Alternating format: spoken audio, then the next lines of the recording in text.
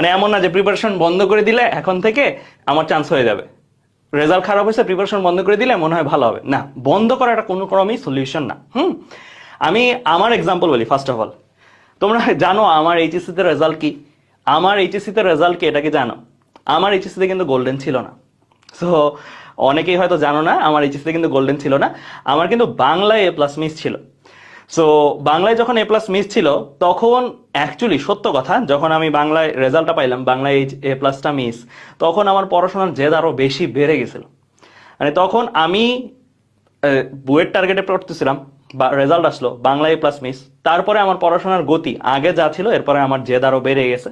কারণ বাসা থেকে এমন একটা সিচুয়েশন ছিল, সবাই ডাউট দিচ্ছিল আর কি, যে বুয়েটে তো গোল্ডেন লাগে বা ইঞ্জিনিয়ারিং তো গোল্ডেন লাগে, সো গোল্ডেন যদি লাগে তাহলে তো পরীক্ষা দিতে পারবো না। তারপর আমি ইঞ্জিনিয়ারিং প্রিপারেশন, আমার বাসার পরিস্থিতি এরকম ছিল যে আমি কিন্তু বাসার ইচ্ছার বিরুদ্ধে, মানে বাসায় চাইতেছিল আমি মেডিকেলে পড়ি, আমি বাসার ইচ্ছার বিরুদ্ধে আসলে ইঞ্জিনিয়ারিং এর প্রিপারেশন নিচ্ছিলাম, এবং তার মধ্যে আবার এ প্লাস মিস। চিন্তা করো অবস্থাটা কিরকম। মানে সবাই বলতেছিল যে তোকে বলছিলাম আর কি ওই প্রিপারেশন নিতে, এইরকম একটা মুহূর্ত। তো ওই মুহূর্ত থেকেও আমি চিন্তা করছি যে না, যে কোনো একটা কিছু করে হলেও আমার চান্স পাইতেই হবে, বুয়েট হোক, আর কে চুয়েট, রুয়েট, কুয়েট, চুয়েট যেগুলো আছে সেগুলো তো আমার হইতেই হবে। তো ইনফ্যাক্ট আমি দেখলাম যে চান্স পাইছে, এবং মজার ব্যাপার যে আমাদের ব্যাচে বুয়েটে যে ছেলেটা সেকেন্ড ছিল, মানে ফার্স্ট একটা ছেলে হয়েছে, সেকেন্ড আর একটা ছেলে হয়েছে অর্ণব নামের, ওরও আমি যতটুকু জানি যে বাংলায় এ প্লাস মিস ছিল।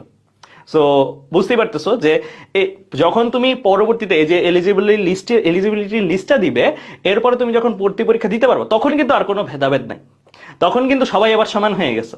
তখন যারা জেদি ছিল, যারা এরকম করে ভালো করে পড়বা, তারাই দেখবা চান্স পাওয়ার একটা বেশি। ইনফ্যাক্ট আমি ওই আমাদের ব্যাচের রেজাল্ট অ্যানালাইসিস করে যেটা দেখছি, যাদের মিস গেছে তাদের মধ্যে থেকেই চান্স পাইছে বেশি। মানে সত্য কথা, আমার ফ্রেন্ড সার্কেলের মধ্যে আমি যেটা দেখছি যে যাদের মিস গেছে তাদের মধ্যে জেদ বেশি ছিল, তারা চান্স পাইছে বেশি।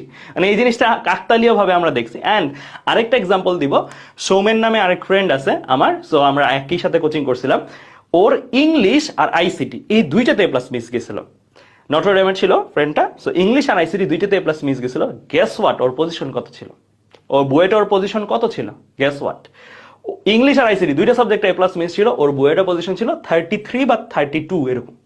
মানে বুয়েটে মেধা তালিকায় 32 বা 33 হয়েছে। সো ও একদম হালই ছেড়ে দিছিল অলমোস্ট, যখন এইচএসসি এ প্লাস মিস গেছিল। তো কোচিং এর যে ব্রাঞ্চ ম্যানেজার ভাইয়া ছিলেন, উনি ওকে মোটিভেট করছে, কারণ ওর কোয়ালিটি, মানে ওভারঅল তোমার কোয়ালিটিটা কিন্তু কোচিং এর এই যে এখন যে পারফরমেন্স, এখন যে গতিটা আছে, সেই গতিতে কিন্তু বোঝা যাচ্ছে। ধরো তুমি যে রেজাল্ট করছো, তুমি নিজেও কিন্তু একটা আইডিয়া পাচ্ছ, রাইট? সো এই যে এই গতিটা থামাইতে চায় নাই, সো সাজেশন দিছেন 32 বা 33 এরকম একটা র্যাঙ্ক ও করছিল আমাদের ব্যাচে। সো এই যে এক্সাম্পল গুলো, এই কোনোটা এক্সাম্পলই কিন্তু মিথ্যা না, সবগুলো সত্যি। সঞ্জয় ভাইও এক্সাম্পল দিল। সো কখনোই ফিল করবা না তোমার একটা সাবজেক্টে মিস বা মাল্টিপল সাবজেক্টেও মিস, সেটা কখনো তোমার পিছিয়ে পড়া। এর আগে অসংখ্য উদাহরণ তৈরি করে দিয়ে গেছে তোমাদের সিনিয়ররা, সো তুমিও উদাহরণ তৈরি করার গতিতেই আসো। সো উদাহরণ তৈরি করার গতিতেই আসো। তোমারও হয়তো একটা এক্সাম্পল হবে, যেটা তুমি আর কয়েকদিন না যেতেই তুমি হয়তো আমাদের গ্রুপে পোস্ট দিবা, এজিতে পোস্ট দিবা যে আমার এটাতে মিস গেছে, তারপর আমি প্রিপারেশন কন্টিনিউ রাখছি এন্ড ভালো করছি। এন্ড আমি প্রিটি মাচ শিওর এই গল্প অনেকের ঘরেই লেখা হচ্ছে, অনেকের পড়ার টেবিলেই এই গল্প এখন লেখা হচ্ছে। জাস্ট এই গল্পটা প্রকাশ হওয়া বাকি, এন্ড প্রকাশটা হবে কখন? রেজাল্টের পরে, এন্ড আমাদের গ্রুপগুলোতেই তোমরা প্রকাশ করবা। সো এইটুকু আমি বলতে চাই, জাস্ট এই কারণে আমার এক্সাম্পল দিলাম, নিজের এক্সাম্পল, আমার সাথে যারা ছিল তাদের এক্সাম্পল দিলাম, জাস্ট এতটুকু দেওয়ার জন্য, যে অভয় দেওয়ার জন্য যে কোনো কিছু এখনো শেষ হয়নি। বরং যারা ভালো স্কোর পেয়ে গেছে তাদের লাইফে যে ধাক্কাটা, ওই ধাক্কাটা হয়তো তারা আগে খায়নি, হতে পারে পরে খাইছে, এটা হতে পারে, আল্লাহ না করুক তাদের ক্ষেত্রেও না হোক, কিন্তু এটা হতে পারে।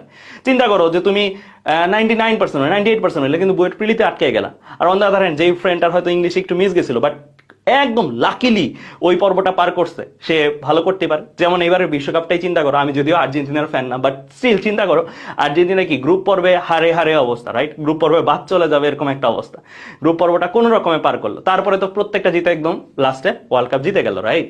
সো এই যে এই জিনিসগুলো কিন্তু শিক্ষা দেওয়ার কথা তোমাদেরকে, যে প্রথমে একটা ধাক্কা মাঝে মাঝে ভালো। এন্ড এটা আমরা স্পেনের বিশ্বকাপের ক্ষেত্রে দেখছি, স্পেন যে এবার বিশ্বকাপ জিতলো, আর এবারের বিশ্বকাপও দেখলাম। সো এটা কিন্তু আমি বলবো এক সেন্সে ভালো, এটাকে ব্লেসিং হিসেবে নাও, ঠিক আছে?